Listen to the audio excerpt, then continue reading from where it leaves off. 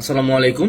কালকে এইচএসসি 25 ব্যাচের রেজাল্ট। তো রেজাল্টের আগে কিছু কথা বলে রাখি, কারণ রেজাল্টের পরে শুনে আসলে খুব একটা লাভ হয় না। তো আজকের ভিডিওটা দুইটা পার্ট হবে। একটা হলো ফর দ্য স্টুডেন্টস, আর দ্বিতীয়টা হলো ফর দ্য গার্ডিয়ানস। আমি প্রথমেই গার্ডিয়ানসদের পার্টটা বলবো, পরে স্টুডেন্টদের পার্টটা বলবো। সো যদি এই ভিডিওটা তোমার সামনে আসে থাকে, তুমি তোমার বাবা মাকে দেখাইতে পারো। সো আঙ্কেল আন্টি, আসসালামু আলাইকুম। তো এই বছর এইচএসসি পরীক্ষাটা কেমন হয়েছে এটা হয়তো বা আপনারা জানেন কিনা জানি না। যতদূর বলা যায়, লাস্ট এরকম এইচএসসি পরীক্ষা হয়েছিল 2018 সালে। কিন্তু 2018 সালেও এত ট্র্যাজেডি হয় নাই। স্ট্রেট আউট কোশ্চেন ছিল গোটা বাংলাদেশে একই রকম।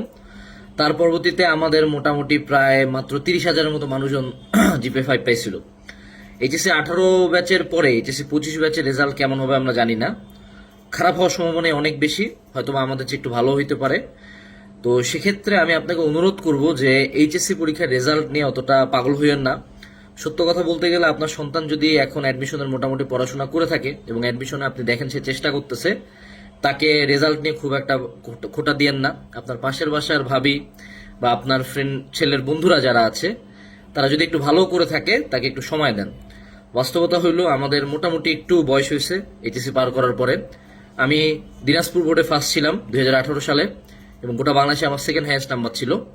সবচেয়ে বেশি নাম্বার 1211 পাইছিলাম 2018 সালে। ওই রেজাল্ট দিয়ে আমার খুব একটা কোনো কাজে লাগে নাই। আলটিমেটলি কাজে লাগছে আমার এইচএসসি রেজাল্ট, না আমার অ্যাডমিশনের রেজাল্ট। সো তা আপনার সন্তান যদি পড়াশোনা করার চেষ্টা করে, এবং যদি আগে না পড়াশোনা করে থাকে, আজকে রেজাল্টের পর থেকে ওর কাছে শুধু একটা কথা নেন, যে সে অ্যাডমিশনের জন্য সর্বোচ্চ পড়াশোনা করবে। এটুকুই তার দায়িত্ব। এইটুকু যদি সে এনশিওর করে, তাকে এখন ক্ষমা করে দেন যদি সে খারাপ রেজাল্ট করে থাকে। কারণ আপনারা এই সময়টাতে ওকে যদি চাপে ধরেন, এটা হিতে বিপরীত হবে।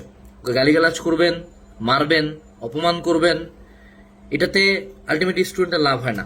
স্টুডেন্ট উল্টা আরো মেন্টালি ভাঙে পড়ে। কারণ বাবা মা হলো পৃথিবীর সবচেয়ে সেফেস্ট আশ্রয় একটা স্টুডেন্টদের কাছে, একটা সন্তানের কাছে। এবং যখন সে এই জায়গাটা থেকে আঘাত পায়, তখন অ্যাকচুয়ালি সে জানেও না যে সে কি করবে। এবং এই যে সুইসাইডের ঘটনাগুলো ঘটে, এটার পিছনে, স্পেশালি রেজাল্টের পরে যে ঘটনাগুলো ঘটে, এটার পিছনে বাবা মার দায়ী অনেক। আমি জানি আপনি আপনার সন্তানের ভালো রেজাল্ট চান, কিন্তু অবশ্যই তার জীবনের বিনিময়ে না, তাই না? আপনি তো চান না যে আপনার সন্তান মরে যাক। আমরা সুইসাইড প্রমোট করতেছি না, সুইসাইড করা কারো প্রতি আমার এক ফোঁটা সিম্পেথি নাই। কিন্তু অবশ্যই আপনার এই বিষয়টা ভাবা উচিত যে আপনার সন্তান কি করতেছে বা না করতেছে। যদি সে খারাপ রেজাল্ট করে, তার পাশে দাঁড়ান, তার ঢাল হয়ে দাঁড়ান, তার সাহস হয়ে দাঁড়ান, তাকে বলেন যে তুমি পারবা, এই রেজাল্ট কিছু না। এবং বাস্তবতা হইল, সর্বোচ্চ গোটা বাংলাদেশ লাফাবে আগামী 7 দিন, গুনে গুনে 7 দিন। এরপরে এই রেজাল্টের কথা কেউ খেয়াল রাখবে না। এবং এদের ভর্তি পরীক্ষা উইথিন নভেম্বরের মধ্যে শুরু হয়ে যাবে। তার পরবর্তীতে রেজাল্টের কথা কেউ জিগাবে না, শুধু অ্যাডমিশনের রেজাল্ট জিগাবে। আপনার সন্তান যদি কোনো পাবলিক বিশ্ববিদ্যালয়ে চান্স পায়, ওই দিন থেকে তার রেজাল্টের কোনো প্রয়োজনীয়তা নাই। এই রেজাল্ট কোথাও কাজে লাগবে না। সত্য কথা বলছি, কোথাও কাজে লাগেও নাই। তাকে শুধুমাত্র অ্যাডমিশনের জন্য সাহস দেন, তার শক্তি হয়ে দাঁড়ান। নেগেটিভ যদি আপনার কষ্ট হয়, আপনি একা একা কষ্টটা ভোগ করেন, তার সামনে দেখায়েন না। আমরা যখন দেখি আমার বাবা মা কষ্ট পাচ্ছে, আমার বাবা মা কাঁদতেছে, পৃথিবীর যত শক্তিশালী মানুষই হোক না কেন, সে ভাঙে পড়বে। আপনি শক্ত থাকেন, তার ঢাল হয়ে দাঁড়ান। কয়টা দিন পরে এই রেজাল্টের কোনো কাজে লাগবে না, তার অ্যাডমিশনের পাথে হয়ে দাঁড়ান। এটা আপনাদের নিকট অ্যাজ এ সন্তান আমি আপনার সঙ্গে হাত জোর অনুরোধ, এইটুকুই আমি বলবো আপনাদের উদ্দেশ্যে। আর তোমরা যারা আমার ছোট ভাই ও বোন আছো, একটা কথাই বলবো, যদি রেজাল্ট খারাপ হয়ে থাকে, গ্যারান্টি দিচ্ছি বাংলাদেশের 90% শিক্ষার্থীরই খারাপ হবে, তোমার একার না। এবং এই রেজাল্ট খারাপের কারণে অ্যাডমিশনের সার্কুলারগুলোও চেঞ্জ হবে। কোনো বিশ্ববিদ্যালয় এত বোকা না যে রেজাল্ট খারাপ হয়েছে কিন্তু আমরা সার্কুলার আগের চেয়ে কঠিন করে দিছি। তারা সবাই চায় ভর্তি পরীক্ষাতে পারো। This is a business. যতজন ফর্ম তুলবে, তারা প্রত্যেকটা ফর্মের বিনিময়ে 1000 টাকার উপরে পায়। তো তারা চাবেই তুমি পরীক্ষাটা দাও। তোমার এখন কান্দার সময়, তোমার এখন মন খারাপ করার সময়, এটা আমি জানি। আজকে রেজাল্টের পর থেকে আগামী 72 ঘন্টা তোমার লাইফের খুবই শীত একটা টাইম যাবে। এবং এই শীত টাইমে অনেক মানুষজন আসবে কথা শোনাইতে। হয়তোবা আমার এই ভিডিও দেখার পরে অনেক বাবা মা কথা শোনাবে। হইতে পারে তোমার সাথে রুমমেটের রেজাল্ট ভালো হয়ে গেছে, হইতে পারে তোমার বেস্ট ফ্রেন্ডের রেজাল্ট ভালো হয়ে গেছে, তোমার রেজাল্ট খারাপ হয়ে গেছে।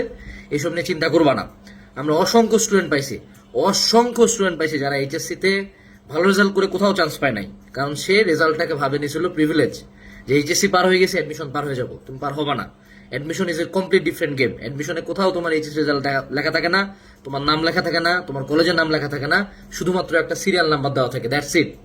তো তো তুমি এখন তোমার হাতে শুধুমাত্র অ্যাডমিশনের পড়াশোনা আছে। তোমাকে যারা কথা শোনাবে, তোমার সাথে যারা দাঁড়াবে না, তাদের চেহারা খেয়াল রাখো, মনটা শক্ত রাখো, এবং এদের উত্তর দেওয়ার সুযোগ শুধুমাত্র একটা, শুধুমাত্র অ্যাডমিশন। এর বাইরে আর কোনো কিচ্ছু না, এর বাইরে কিচ্ছু না, শুধুমাত্র অ্যাডমিশন।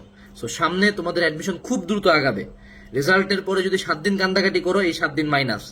হাতে গোনা তোমরা রেজাল্টের পরে 30 থেকে 40 দিন টাইম পাবা সবগুলা ভর্তি পরীক্ষার জন্য। প্রথম ভর্তি পরীক্ষা পর্যন্তই পড়া। তাই রেজাল্ট খারাপ হইলেও সর্বোচ্চ 3 দিন বা 72 ঘন্টা টাইম নেবা রিকভার করার জন্য। এই সময় তুমি কান্দো, খাওয়া অফ করে দাও। সবচেয়ে ভালো সাজেশন হলো, যদি রেজাল্ট খারাপ হয়ে থাকে, ফোন নাম্বার অফ করে দিবা, আইডি অফ করে দিবা। 3 দিন কারো ফোন কল মেসেজ কিচ্ছু দেখবা না, সোশ্যাল মিডিয়া অফ করে দিবা। এগুলা দেখলে হিতে বিপরীত হবে, এগুলা কখনো গুড কোনো ফিলিংস দিবা না। মানুষ এত ভালো না, সবাই কথা শোনানোর জন্য বসে আছে।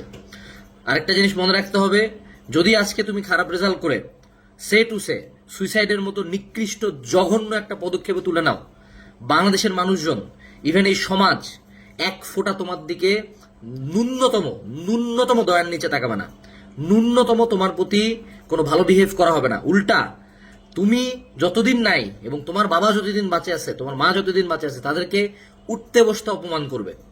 তুমি মরলে শুধুমাত্র লস তোমার, তোমার দুনিয়া শেষ, তোমার আখিরাত শেষ, তোমার বাবা মায়ের জীবনটা শেষ। এবং আমি জানি তুমি যতটা দুর্বল নিজেকে ভাবো, তুমি তার চেয়ে অনেক অনেক অনেক শক্ত। সো আমরা we prepare for the worst. আমাদের মধ্যে অনেকের ভালো রেজাল্ট হইতে পারে খারাপ ভাবা সত্ত্বেও, আবার অনেকের ভালো ভাবা সত্ত্বেও খারাপ রেজাল্ট হইতে পারে।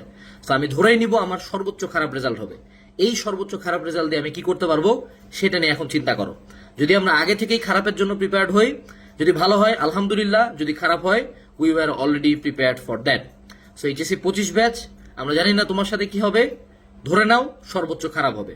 এবং সেটার জন্য শুধুমাত্র শক্ত থাকা ছাড়া এবং মহান আল্লাহ তাআলার কাছে সাহস চাওয়া ছাড়া, তার কাছে চাওয়া, আল্লাহ আমাকে সাহস দাও, আল্লাহ আমাকে শক্তি দাও, আল্লাহ আমাকে এই খারাপ রেজাল্টটা বহন করার শক্তি দাও, এবং অ্যাডমিশনের জন্য দৌড়াও। তোমার প্রিভিয়াস লাইফের সকল পরিচয় ইনক্লুডিং দিস রেজাল্ট চেঞ্জ করে দেওয়ার ক্ষমতা রাখে একটা বিশ্ববিদ্যালয়ে চান্স পাওয়া। এটাই বাস্তবতা, এটাই বিশ্ববিদ্যালয়ে চান্সের গ্লোরিফিকেশন। সেটার জন্য পড়াশোনা করো, এবং এটার জন্য হালকেনস্টাইনের রেকর্ডেড কোর্সেস এবং কিউএনএ পাবলিকেশনের শর্ট ফর্ম কমন উপযোগী বই তোমার পাশে আছে, এবং আমি সহ পুরো হালকেনস্টাইন টিম তোমাদের পাশে আছে। আসসালামু আলাইকুম, বেস্ট অফ লাক, টাটা।